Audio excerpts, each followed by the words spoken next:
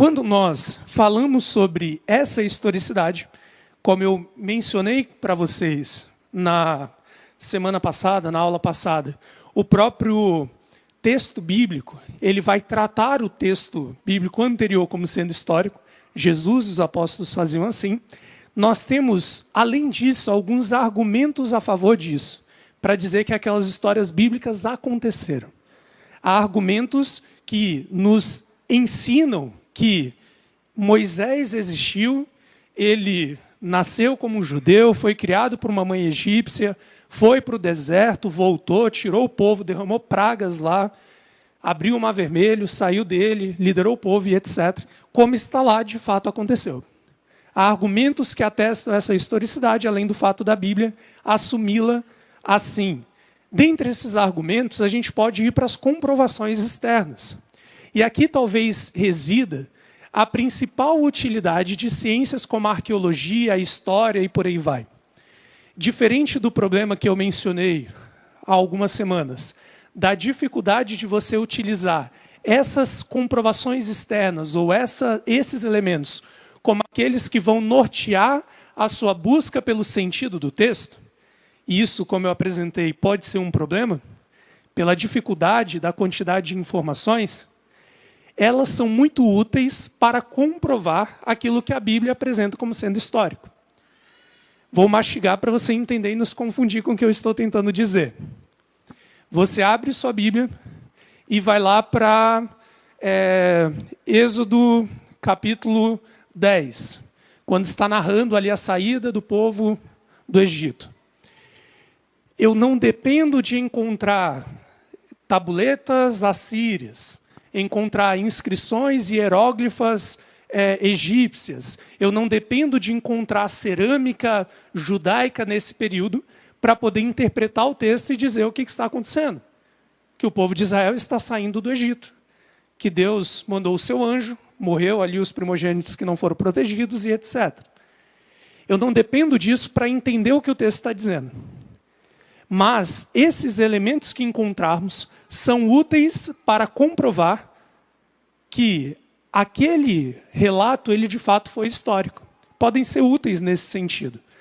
Não são de todo necessários, mas podem ser úteis.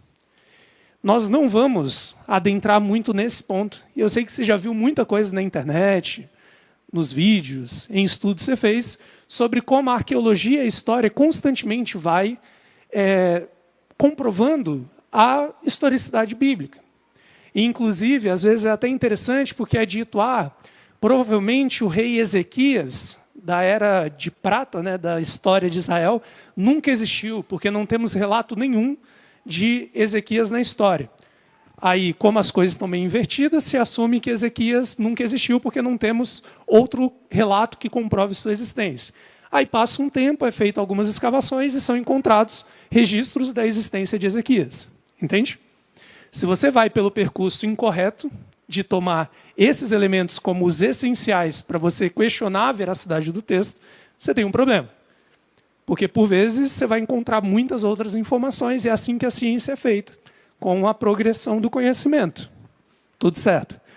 Ao passo que, se você for pelo caminho correto, assumindo a existência de Ezequias, assumindo o episódio lá com Senaqueribe, etc., como tendo ocorrido, quando você ouve uma comprovação como essa, maravilha, te ajuda a entender um pouco mais ali do processo ou mostrar que de fato isso aconteceu. Mas, como eu mencionei, não dependemos desses elementos para atestar a historicidade bíblica. Porque há também comprovações internas que nos mostram que esses textos são históricos. Por quê? Não sei se você sabia, mas os principais registros, ou os melhores registros que nós temos a respeito da história, são textos. Você sabia disso? Os registros mais fiáveis que temos da história são textos. Porque um texto ele vai deixar registrado de uma forma o mais inequívoco possível, o menos confuso possível, um fato. Se você vê, por exemplo, uma pintura, pode ser que ela represente uma infinidade de coisas. Mas um texto, ele te traz mais informações, mais fiáveis. E o próprio texto bíblico, ele é um texto milenar. Nós temos, pelo menos, fragmentos de pelo menos 600 anos antes de Cristo. Coisas que vão mostrando tudo aquilo que nós temos como sendo, de fato, algo que prevaleceu na história por muito tempo. Então, o próprio texto bíblico, ele nos traz as testemunhas de sua historicidade, ou ele nos apresenta que esse texto deve ser visto como ele de fato diz que é, ou seja, um texto histórico, mesmo que tenha partes simbólicas, que claramente o texto vai te mostrar. Tudo bem? Dentre esses elementos, além dos pontos que nós já falamos, por exemplo, na aula passada, quando mostramos que o próprio texto assume essa historicidade, e eu mencionei também que há esse princípio de historicidade, nós vemos elementos como esse. Antes de lermos, o livro de Juízes, capítulo 1, feche seus olhos, vamos fazer uma oração e logo seguiremos. Oremos. Senhor Deus e Pai, abriremos agora a Tua palavra e pedimos a Tua iluminação e a presença do Teu Espírito para que possamos entender aquilo que o Senhor espera de nós. Esteja conosco, te rogamos em nome de Jesus. Amém. Quando abrimos, então, em um texto como Juízes, capítulo 1, só um exemplo, nós temos esses elementos que apresentam para nós esse princípio de historicidade, ou a indicação no próprio texto de que ele é histórico. Como, por exemplo, Juízes 1, verso 10 a 16. Judá, a tribo de Judá, marchou contra os cananeus, que habitavam em Hebrom. O nome anterior de Hebrom era Kiriat Arb, ou Kiriat Arb, dependendo da versão que você tem na Bíblia. Ele vai continuar dizendo que depois disso, Judá marchou rumo aos que habitavam em Dabir. E o nome anterior era Kiriat Sever. E Caleb disse, ao que ferir e conquistar a Kiriat Sefer, entregarei Axa, minha filha, como esposa. Otoniel, filho de Quenez, irmão mais novo de Caleb, a conquistou. E os filhos do Quenita, continuando o texto lá para frente, sogro de Moisés, saíram da cidade das palmeiras, rumo ao deserto dos filhos de Judá, que Judá possuía ao sul, e foram e habitaram ali com o povo. Esse registro, se qualquer arqueólogo encontrasse um registro textual que apresentasse essas informações, ele iria partir do pressuposto que é um registro histórico. Por quê? Nós temos referência clara a pessoas, referências claras à origem dessas pessoas, temos atualizações de nomenclaturas ou de nome de lugares. Então, por exemplo, o nome era Hebrom, só que antes se chamava tal nome para essa cidade. Por que um texto inventado iria ter uma atualização de nome, em que o narrador, falando posteriormente, iria dizer, não, antes se chamava tal coisa e agora se chama tal. Eles possuíram tal e tal terra, atacaram tal cidade. Depois o povo foi e viveu em tal região. Coisas que, se fosse um texto ficcional, não utilizaria essa infinidade de registros. Entende? Se não bastasse um outro exemplo, como eu mencionei na semana passada, texto de Esdras. No primeiro ano de Ciro, rei da Pérsia, para que se cumprisse a palavra do Senhor por boca de Jeremias, despertou o Senhor o espírito de Ciro, rei da Pérsia, o qual fez passar um decreto, um pregão, por todo o seu reino, basicamente o decreto de retorno a Jerusalém. E no capítulo posterior vai dizer, são estes os filhos da província que subiram do cativeiro, dentre os exilados que Nabucodonosor, rei da Babilônia, tinha levado para lá, e voltaram para Jerusalém e para Judá, cada um para a sua cidade, os quais vieram junto com essa série de pessoas, Zorobabel, Josué, Neemias, Seraías, Mordecai, Mispa e por aí vai. Todo esse texto, até esse momento, vai te mostrando uma marcação de data, vai te mostrando uma referência que nós temos histórica muito forte, vai te mostrando que o registro do ataque de Nabucodonosor à Babilônia é verdadeiro e Esdras o toma assim, vai te mostrando o registro daqueles que estão liderando o retorno, vários nomes, e se não bastasse isso, esse capítulo 2, ele vai te apresentar depois o número dos homens do povo de Israel, e ele vai seguir nesse parâmetro. Os filhos de Parós, 2.172, e vai continuar contabilizando cada grupo familiar que retorna. esse texto possui um pressuposto de historicidade. Ele está assumindo que houve uma pesquisa, um controle, um relato histórico de um fato que ocorreu. O problema é que, como dito, por vezes, o próprio objeto de estudo, ele não é considerado. E a partir daí nós temos alguns problemas, quando você desconsidera o que o próprio texto diz sobre ele.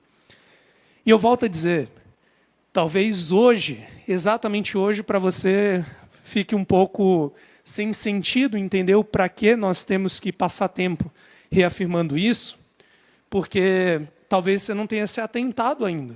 Mas no nosso mundo religioso, a historicidade da Bíblia, o fato de que aquilo aconteceu como aconteceu, é algo extremamente questionado. E a partir do momento que a sua historicidade ela é derrubada, o texto ele perde o seu poder de verdade. Porque se não há um fato ali, não há algo que você deva considerar. E a partir daí, a Bíblia se torna um livro como qualquer um outro. Algo que você pode até ler, mas por um princípio de diversão, talvez. Ou até para você aprender uma historinha bonita. Algo que o próprio texto não diz que é. Ok?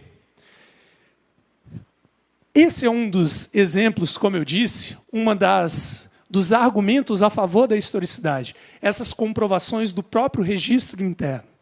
Outro tipo de argumento muito forte é o seguinte. Não sei, o doutor Rodrigo Silva, ele fala bastante a respeito desse tema, com muita propriedade, inclusive. Quando nós olhamos para os evangelhos, os 4, nós temos ali um retrato claro de um registro histórico. Por algumas razões.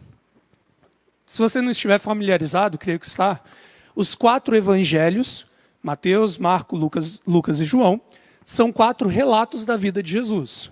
3 muito parecidos, os chamados evangelhos sinóticos, Mateus, Marcos e Lucas, e um outro um tanto diferente, mas que relata ainda também a vida de Jesus, que é o evangelho de João, escrito posteriormente, etc.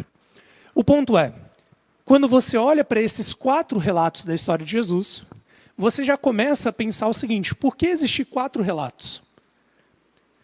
Por que 4? A ideia é que um único testemunho ele é muito frágil quando se está contando uma história. Só que quando você reúne 4 testemunhos diferentes, aquilo começa a ficar mais forte.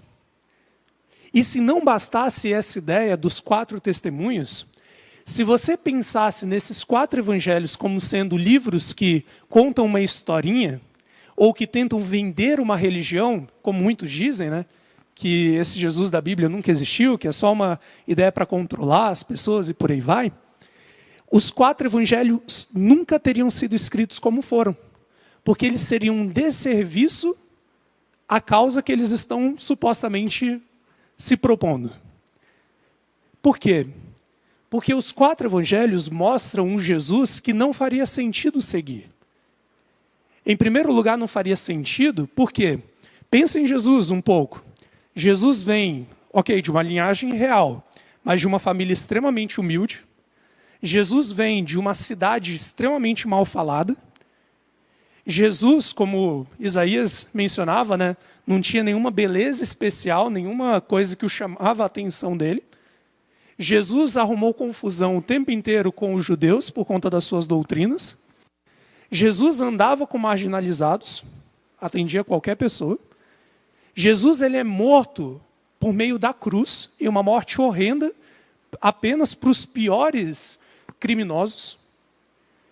Por que você pintaria, se você quisesse vender um grande líder religioso, vender uma religião, um Jesus como o Jesus que viveu? Não faria sentido.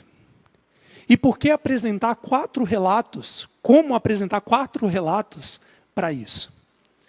Se não bastasse, e aí vem o ponto principal que eu coloco, e não é o ponto que a gente vai se desdobrar hoje mais, vamos nos focar nos personagens, como eu comentei, estou apenas mencionando os argumentos a favor. Se você olhar, um dos pontos bem interessantes diz respeito ao fato de que, mesmo que esses 4 evangelhos se comprometam a apresentar a história de Jesus, e eles sigam por um caminho muito parecido, especialmente os 3 primeiros, você tem divergências no texto que às vezes são inclusive contraditórias. Sabia disso? Já tinha reparado isso? E esse ponto, para um leitor desatento, ou um pouco conhecedor da história ou dos textos, poderia ser um tiro no pé de alguém que está tentando vender uma religião, um líder. Porque pensa, se há alguma discordância nas histórias, para um leitor desatento, iria pensar, não, mas isso não aconteceu. Deixa eu te dar um exemplo para você entender. Digamos que você voltasse para sua casa hoje e chegasse lá, está o seu esposo e a sua filha. E a sua filha tem um filhinho, então seu neto. Quando você chega em casa, você encontra o seu neto chorando, a sua filha dizendo o seguinte, eu dei uns tapas na Mariazinha aqui, porque ela me desobedeceu. E aí chega o seu esposo, ele vira e fala, então, a fulana deu uns tapas na Mariazinha, porque ela ficou com ciúmes da Mariazinha. Os dois parecem estar falando a verdade? Porque são histórias diferentes, não são? Mas, talvez, num olhar, assim como eu disse, meio simples, poderia pensar assim, não, alguém está mentindo, estão contando duas histórias. Mas, necessariamente, nenhum dos dois está, quando a gente olha realmente para um relato histórico. Porque um relato histórico ele não é combinado. É diferente quando você chega na sua casa, se você tiver 2 filhos, e você ouve seus 2 filhos contando a mesma historinha, nos mesmos detalhes, as chances daquilo ter acontecido são muito baixas. Por quê? Porque ninguém vive a mesma história do mesmo jeito. As nossas memórias, elas são construções. E você se lembra de uma coisa exatamente de um jeito, mas a coisa não aconteceu exatamente como você lembra. É por isso que às vezes você fica brigando com a sua esposa, seu esposo, sobre o que foi que aconteceu. Porque os dois têm clareza do que aconteceu. Mas o fato ele é sempre alheio à nossa memória. Uma memória, de fato, de alguém que viveu algo, ela sempre é diferente de um outro. Porque há percepções envolvidas, pontos de vista. Há muitos detalhes diferentes. Inclusive, nas ciências forenses, isso é extremamente praticado. Na análise de discursos, para poder ver se de fato aquilo é verdade ou não é. Quando você tem 2 pessoas suspeitas comentando e contando a mesma história nos mesmos detalhes, a chance daquilo ser verdade é muito pequena. Está aqui a Guga, que é da área para poder falar. E quando a gente olha para o relato bíblico, como eu disse, se fosse para vender uma religião, esses 4 relatos seriam forjados. Não teria acontecido como aconteceu. E o Jesus que é representado aqui não seria esse Jesus. Seria um Jesus sem sombra nenhuma de discussão. Aquele que você olha assim e fala, nossa, esse cara é um cara assim, totalmente diferente. Entende? Sem sombra para você discutir. E além disso, se os 4 relatos fossem forjados, eles não teriam, vou usar esse termo e me entenda bem, contradições como essa que eu vou mostrar para vocês. Olha lá, conhece a história do cego de Jericó? Como é que era o nome dele? Bartimeu? Olha, vamos ver os relatos, como é que aparece nos evangelhos. Talvez você já tenha visto isso, só um exemplo. Mateus 20, o relato de Mateus. Saindo eles de Jericó, eles estavam saindo de Jericó, uma grande multidão acompanhava Jesus. E eis que 2 cegos, assentados à beira do caminho, tendo ouvido que Jesus passava, clamaram, Senhor, Filho de Davi, tem compaixão de nós. Mas a multidão os repreendia para que se calassem. Eles, porém, gritavam cada vez mais, Senhor, Filho de Davi, tem misericórdia de nós. Então, parando Jesus, chamou-os e perguntou, o que quereis que eu vos faça? Responderam, Senhor, que se nos abram os olhos. Condoído, Jesus tocou-lhe os olhos. E imediatamente recuperaram a vista e o foram seguindo. Quando você olha o relato agora de Marcos, o que está dizendo? Quando ele saía de Jericó, então também está saindo de Jericó, juntamente com os discípulos e numerosa multidão, Bartimeu, o cego, mendigo, filho de Timeu, Bartimeu significa exatamente isso, filho de Timeu, estava sentado à beira do caminho e, ouvindo que era Jesus o Nazareno, pôs-se a clamar. E o restante é mais ou menos parecido. Quando você olha, e aqui você tem no final a ideia de que depois que ele pede para poder tornar a ver, Jesus apenas lhe diz, vai, a tua fé te salvou, e imediatamente tornou a ver e ele vai seguir a Jesus. Agora, olha o relato de Lucas. Aconteceu que, ao aproximar-se de Jericó, então ele não está saindo, ele está chegando em Jericó nessa história, estava um único cego, assentado à beira do caminho. Aqui não tem nome do cego. A estrutura da história continua a mesma. Você tem um cego no meio do caminho, alguém cego no meio do caminho, vai clamar Jesus como sendo Jesus, filho de Davi, algo muito forte, reconhecendo Jesus como um título messiânico, né? O descendente de Davi. Ele vai pedir também que volte a ver. Jesus vai ser interpelado ali pela multidão, que vai mandar o cego ficar quieto. Jesus vai trazer ele. E aqui, Lucas também vai dizer que apenas Jesus disse para ele recuperar a vista. E ele recupera. Volta a ver e segue Jesus, como acontece nos outros relatos. Só que no relato de Mateus, dois cegos. São dois cegos que Jesus encontra quando está saindo de Jericó. No relato de Marcos, é um cego só que Jesus encontra quando está saindo de Jericó. E no relato de Marcos, Jesus apenas fala. No de Mateus, ele toca os olhos dos cegos. Já em Lucas, é um cego só, ele está chegando em Jericó. Percebe as diferenças? Uma história forjada de um Jesus que não teria existido. E não é, porque uma coisa é você conversar com uma pessoa que está forjando uma história. Pegou a pessoa, acabou de acontecer, se não deu tempo de se conversar, fica difícil ajustar a história. Mas um texto é pensado, ele é escrito. Ou seria uma incompetência enorme esses homens não olharem um para o outro para poder escrever e concordar nesses pontos, o que não faria sentido sequer para a tese de que é uma invenção, ou de fato é um registro histórico. Porque, como eu disse, as memórias elas são constituídas daquilo que você vê do fato e que você guardou a partir da sua perspectiva. Eu trouxe até uma história para poder ver. A Mai não está aqui, mas ela vai lembrar ali de casa, que ela está assistindo. Eu e ela viajamos nesse fim de ano, a gente estava viajando de mochila, e paramos nesse lugar. Nós fomos dormir ali. Dormimos ali 3 dias. Quartinho bem simples e etc. Esse lugar tem a numeração em cima do portão, que vocês não estão vendo, mas na próxima vocês vão ver. Você está vendo, Google? Nossa, sua vista é excelente. O que acontece? Tem um número, um tracinho e 2 números. Aí eu e a Mai chegamos lá na sexta-feira, ia se aproximar o pôr do sol. A gente foi para poder comprar algumas coisas, iríamos comer, no outro dia ir para a igreja, para a gente não sair para comer no restaurante. E aí a gente saiu. Quando estávamos saindo, eu fui o responsável por chegar até essa casa. Eu coloquei o endereço no GPS para chegar até ela, e a gente foi andando. Eu olhei para essa placa, eu olhei para a placa da rua, e eu sabia exatamente o número dessa casa. E quando a gente estava saindo, a Mai comentou comigo, porque a casa, você viu que interessante, o número é diferente aqui. Começa um número, depois tem um tracinho e vem um 49. Aí ela falando que o número era 349.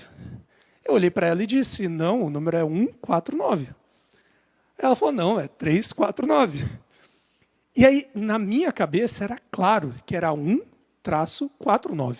E na cabeça dela era claro que era 3-49. Nós passamos pelo mesmo percurso, paramos na mesma casa, vimos a mesma placa. Só que, para mim, a imagem mental era clara. E para ela também. Porque nós dois vivemos uma mesma história. E aí a gente tem até uma brincadeira, que a gente às vezes aposta, né, quando os dois discordam. E a gente aposta, sei lá, um açaí ou algo do tipo, ou algum prato que um tem que fazer para o outro, ou algo assim. E a Mai, ela gosta mais de apostar, e eu só aposto quando eu tenho certeza que eu vou ganhar. Eu tenho essa prática.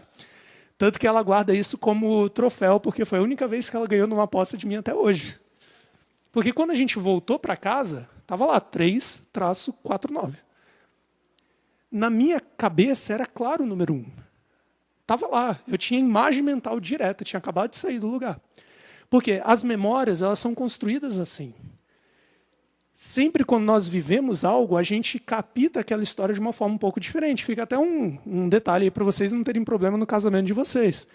Porque às vezes realmente os dois lembram de coisas bem diferentes. Porque a memória funciona assim. E aí, a não ser que você consiga voltar e ver, você não vai conseguir dizer claramente o que aconteceu. Quando a gente olha, então, para esses relatos bíblicos, a gente vê isso.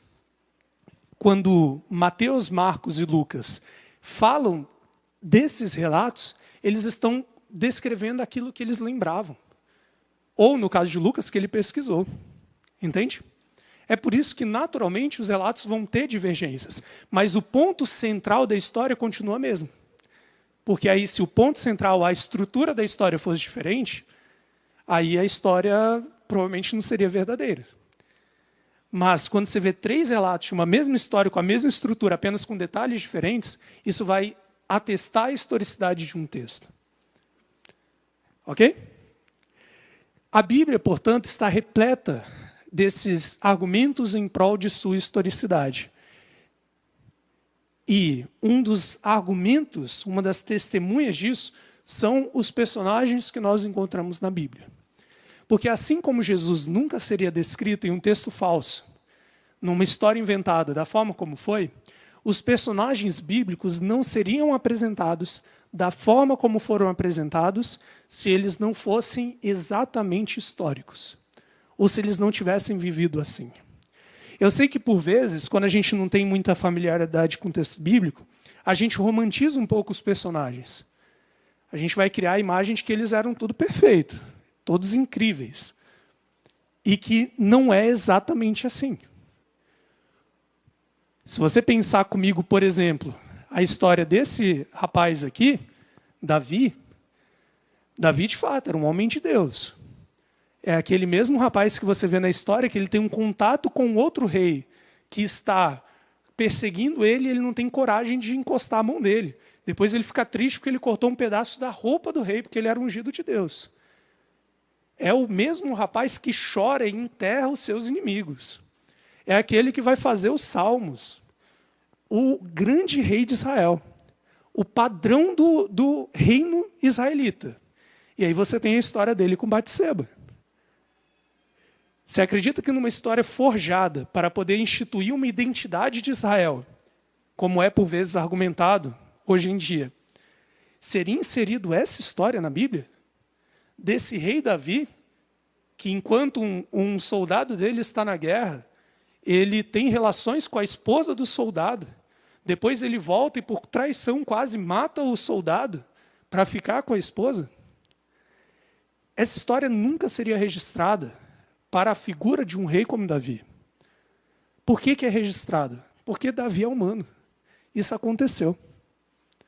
Histórias como essa, como a história de Pedro e Paulo, por exemplo, onde Paulo repreende em Gálatas 2, como você pode pensar na construção de uma igreja cristã, na construção de um movimento religioso? Você tem um episódio como de Gálatas 2, em que Paulo precisa chegar para Pedro, um dos apóstolos, e repreender ele, porque Pedro estava junto com os gentios, e quando chegam os judeus, ele se afasta e finge que nunca viu. Uma total atitude de separatismo, uma total atitude de alguém que não representa os valores que ele mesmo pregava. Só que Pedro era humano.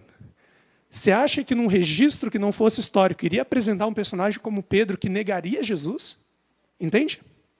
Os personagens bíblicos, eles são descritos dessa forma porque eles existiram, eles viveram, eles eram humanos como eu e você. Agora, se fossem personagens inventados, nunca seriam assim. E eu já disse isso para vocês, já comentei. Qualquer estudioso honesto do texto bíblico chegaria a essas conclusões. Trouxe para vocês um exemplo. Já ouviram falar alguma vez, talvez alguém se for da área das letras, com certeza vai ter ouvido falar, desse homem aqui, ó, Eric Auerbach. Esse livro dele é bem interessante, se chama Mimesis. Ele foi escrito mais ou menos um século atrás, e ele começou um interesse por estudar mais profundamente a Bíblia. E ele faz uma análise no primeiro capítulo entre os personagens bíblicos e os personagens da literatura grega. Especialmente aqui ele está citando Homero. Olha o que ele fala na sua construção aqui, na sua leitura. Olha só. É impossível para as figuras homéricas, para os personagens de Homero, cujo destino está univocadamente determinado, ou seja, o destino desse personagem está claro. É aquele filme que você vai assistir e você já sabe o que vai acontecer no final. Por quê? Porque é o padrão, vai se repetir.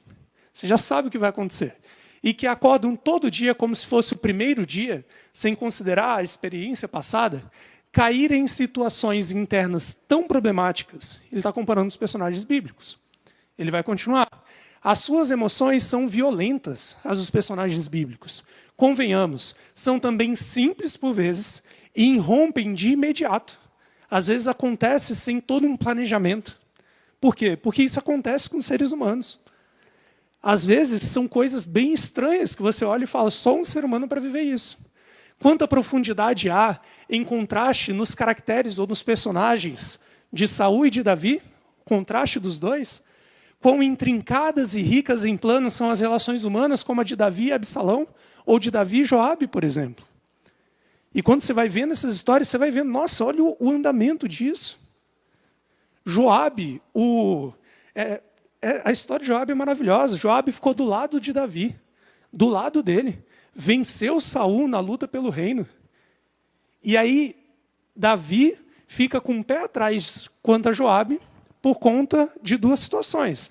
A primeira, porque ele matou um soldado inimigo, a traição. E aí Davi fala, poxa, um cara que mata um soldado inimigo à traição não é de confiança. Só que foi um soldado inimigo. Não foi alguém do núcleo familiar de Davi. E além disso, Davi também fica chateado com ele porque ele tenta tratar como rei outro filho, né, que não Salomão. Mas o ponto é, Davi chega para o seu filho, lá em 1 Reis, no inicinho do livro, e vai falar para Salomão, toma cuidado com Joabe, porque ele esteve comigo o tempo inteiro, mas ele agiu com traição com o inimigo. Não faz sentido em um ser humano que fosse inventado uma variação de opiniões como essa. É mais ou menos o ponto que ele está colocando. Em Homero, seria inimaginável uma multiplicidade de planos nas situações psicológicas, como a que é mais sugerida do que expressa na história da morte de Absalão e no seu epílogo. Se você conhece a história, você deve estar entendendo aí. O ponto é, ele vai argumentar que os personagens bíblicos, eles são muito mais humanos do que qualquer personagem da literatura, pelo simples fato de que eles, de fato, existiram. É por isso que Auerbach vai concluir, e eu vou ler para vocês, olha.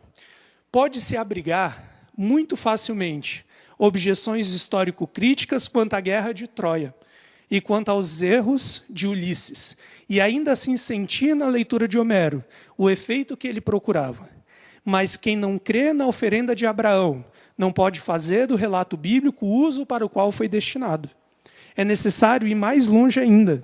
A pretensão de verdade da Bíblia é não só muito mais urgente que a de Homero, mas chega a ser tirânica, exclui qualquer outra pretensão. Em outras palavras, tirando o acadêmico do meio, o que ele está dizendo?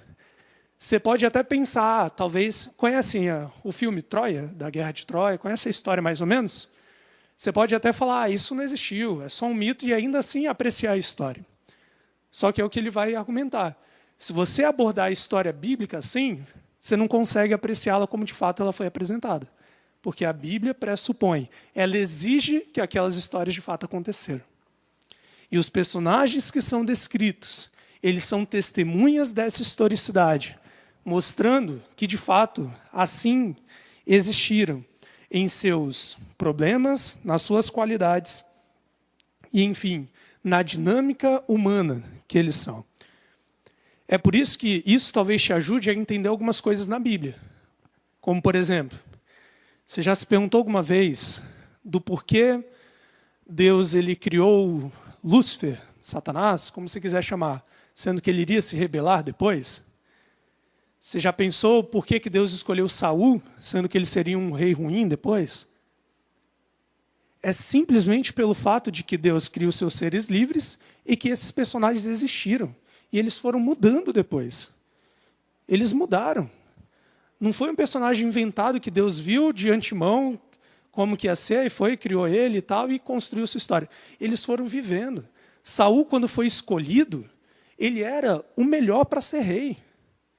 Quando você olhava, ele era o maior, do ombro para cima de todos, ele tinha o porte de um rei. Ele era o rei, mas depois ele deixa de ser, e Deus o rejeita. A ideia é, esses homens existiram, no caso de Satanás, um anjo, né? Mas enfim. E é por isso que essa progressão histórica vai acontecendo, porque eles existiram. E entender que a Bíblia é um relato de histórias de pessoas que existiram se relacionando com Deus é extremamente relevante para você estudar bem o texto bíblico. E aí vai alguns detalhes que talvez te ajudem, nos minutos que nos restam, para você ir entendendo um pouco de como esses personagens são apresentados. Porque se você está acostumado com a leitura apenas ocidental, se você for um grande leitor de literatura e etc., talvez você tenha dificuldade de entender um pouco da Bíblia, porque o personagem bíblico ele é diferente. Até porque é um relato histórico. É um pouco diferente. E aí vamos ver um pouco como esses personagens se apresentam? Rapidinho. Vamos lá. Primeiro ponto. Os personagens bíblicos, eles, diferente dos nossos livros ocidentais, a apresentação deles ela é extremamente curta, vamos dizer assim. Um personagem, normalmente, ele aparece de supetão. Ele não vai ser introduzido. E quando ele é apresentado normalmente com apenas duas informações. Uma apenas, desdobrada em duas possibilidades. Que é a sua origem, dita como local, ou a sua família. Você não vai ver apresentações no texto bíblico dizendo para você, tinha um homem que ele era alto, ele era forte, ele era feio, ele era bonito, que ele criou herança fazendo isso ou aquilo, que ele viveu isso ou aquilo. Simplesmente vai ser apresentado aquele personagem para você. Evidentemente tem algumas exceções, vou mencionar algumas, e normalmente só vai vir com essa informação. Um exemplo, Juízes 3. Otiniel, clamaram o Senhor, os filhos de Israel, e o Senhor lhe suscitou um libertador que os libertou. Era Otiniel, filho de Kenaz, que era irmão de Caleb, mais novo que ele. Se você olhar Juízes 4, a história de Débora. Débora era profetisa, aqui uma informação a mais, mulher de Lapidote, a sua origem. Julgava Israel naquele tempo. Ela atendia debaixo da palmeira de Débora, entre Ramá e etc., que é essencial para a história, como a gente vai ver. Mas sobre Débora, o que você sabe ali? Ela era esposa de Lapidote. Para a história, você sabe que ela era juíza e profetisa, como vai ser descrito. Mas ela era esposa de Lapidote. Otiniel era filho de Kenaz, que era irmão mais novo de Caleb. Porque normalmente ele vai ser apresentado para você com essa origem, que remonta à família e é num sistema patriarcal. Por isso que Lapidote você não faz ideia de quem seja. Débora sim. Só que ela ainda é apresentada com esse sobrenome, vamos dizer assim, ou normalmente com a sua origem, sua terra natal. Ok? Fora isso, não espere grandes apresentações do personagem bíblico, porque não tem um interesse no narrador de te apresentar, diferente do que a gente vê normalmente. Além disso, quando o personagem bíblico te é apresentado, ele vem sem uma descrição ou uma avaliação física ou moral. Dificilmente você vai ver no texto bíblico dizendo assim, Daniel era um homem sábio, um homem honesto, ele era corajoso, ele era estudioso das Escrituras. Raramente vai te dar uma informação física. Ele era um homem alto, baixo, branco, preto, rosa, cabelo assim, desse jeito. Raramente você vai ter essas informações. Como você vai descobri-las? Na história. É quando você vê Daniel, por exemplo, estudando, após a profecia das 70 semanas, os livros de Jeremias, que você vai ver que Daniel ele era um estudioso das Escrituras. Quando você vê, por exemplo, Gideão chamando os seus soldados e dizendo para eles, olha, quem tiver esposa nova, vai para casa. Quem tiver com medo, vai para casa, que ele conhecia as leis de Israel, que estavam lá na Torá, entende? Só que não vai apresentar, era um grande conhecedor das leis. Os personagens bíblicos normalmente não vão vir com uma descrição ou uma avaliação moral. E aí é o detalhe, às vezes as pessoas se confundem e vão dizer, mas fulano tinha 2 esposas na Bíblia. Mas fulano adulterou na Bíblia. Mas fulano roubou na Bíblia, mentiu na Bíblia. E, de fato, fizeram isso porque são seres humanos. Mas não está lá dizendo que é para você repetir que aquilo é bom. Se você ler a história, quando você vai ver, vai mostrar que aquilo era ruim. Não vai ter uma avaliação, mas vai mostrar consequências ruins desses atos. Entende? Então, não espere que as histórias bíblicas sejam apresentadas para você e sejam feitos apontamentos daquilo que o personagem fez de certo ou de errado. Deus não menosprezou a sua inteligência assim. Ele te contou a história e mostrou as consequências de cada atitude. E, por meio dessas histórias, você vai aprendendo como agir. Então, simplesmente pegar e reproduzir o comportamento de um personagem bíblico não é um caminho. Porque, por vezes, ele está lá para te mostrar o que não fazer. Normalmente, então, os personagens eles não têm uma descrição, uma avaliação física ou moral. E quando acontece, é normalmente uma descrição pequena e ela tem um propósito, como, por exemplo, no caso de Juízes também, Eude, dizendo que ele era homem canhoto, filho de Gera, da terra de Benjamim. Então, a sua apresentação de origem familiar e também da sua terra.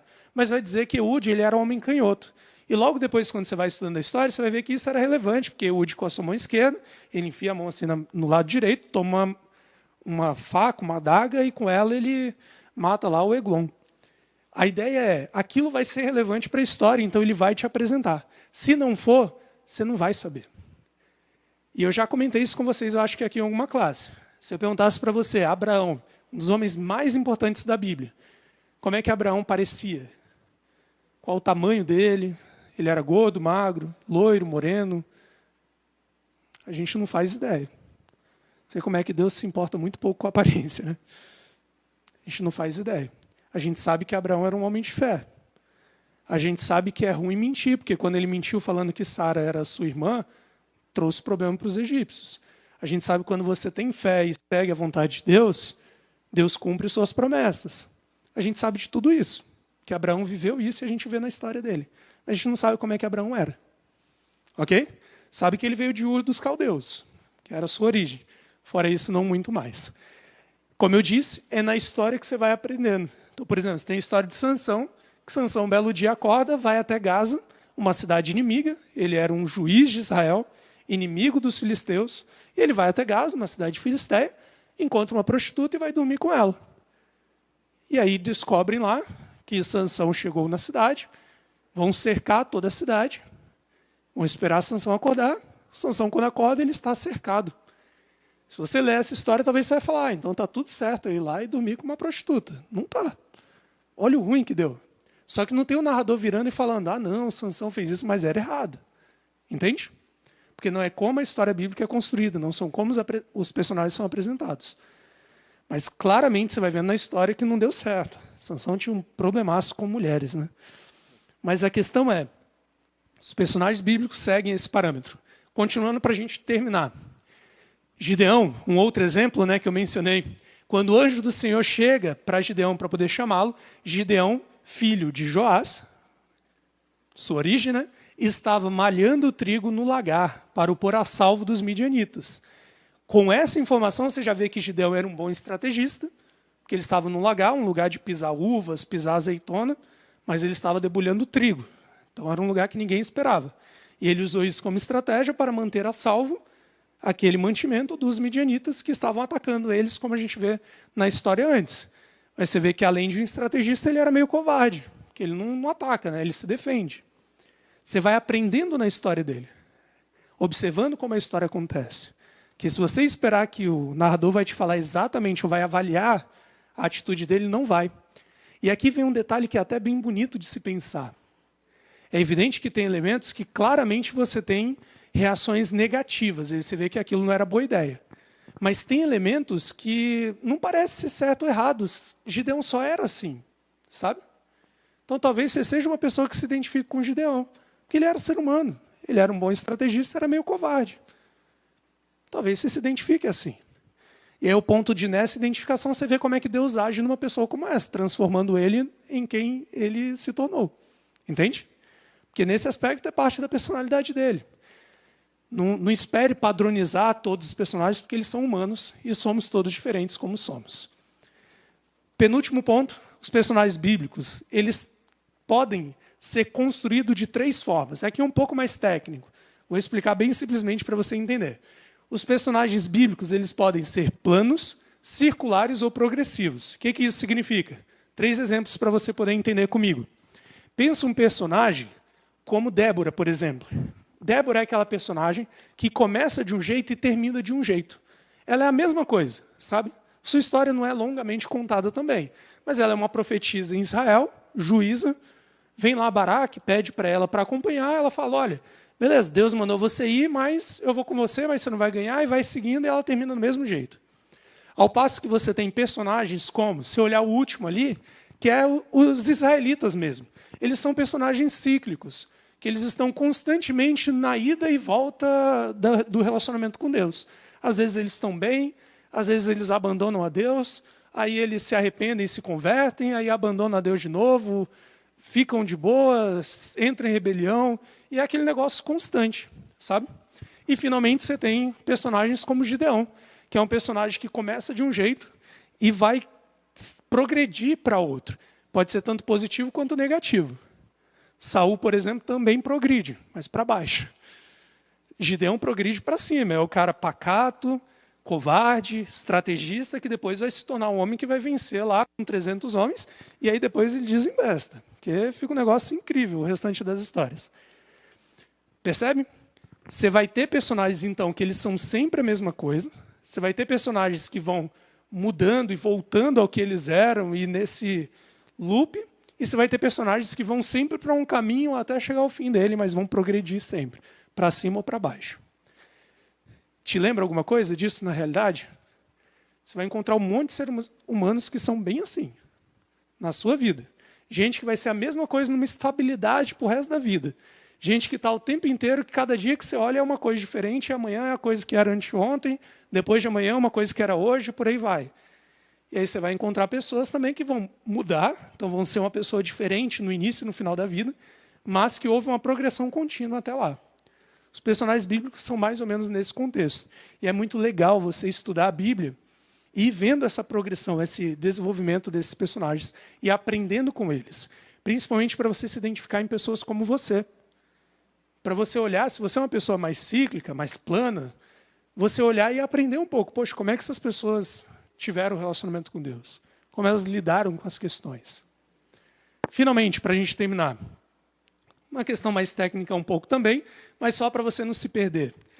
Quando você estudar a Bíblia, normalmente nas histórias você vai ter um único protagonista, um único personagem principal. E, diferente dos romances modernos e ocidentais, você não tem um monte de história acontecendo ao mesmo tempo.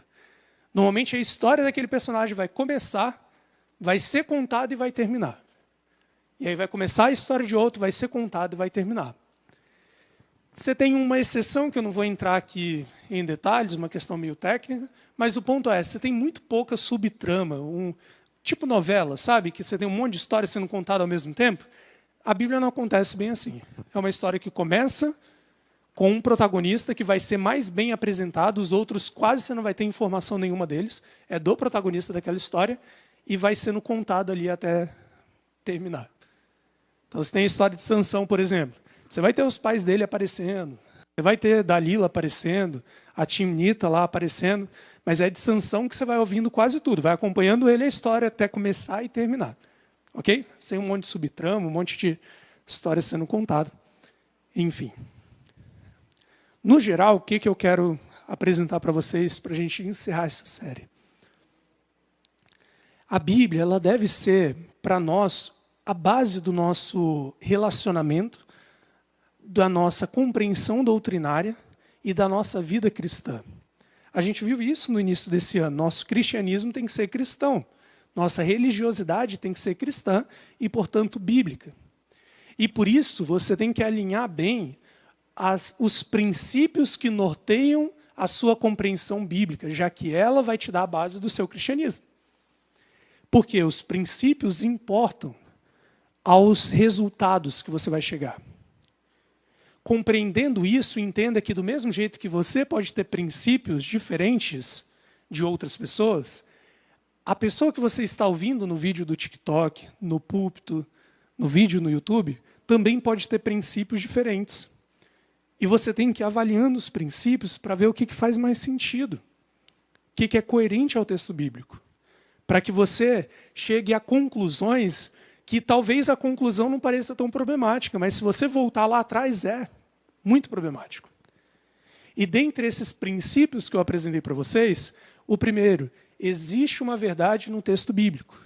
Um único significado do texto, um único sentido, que não demanda grandes estudos de grandes ciências.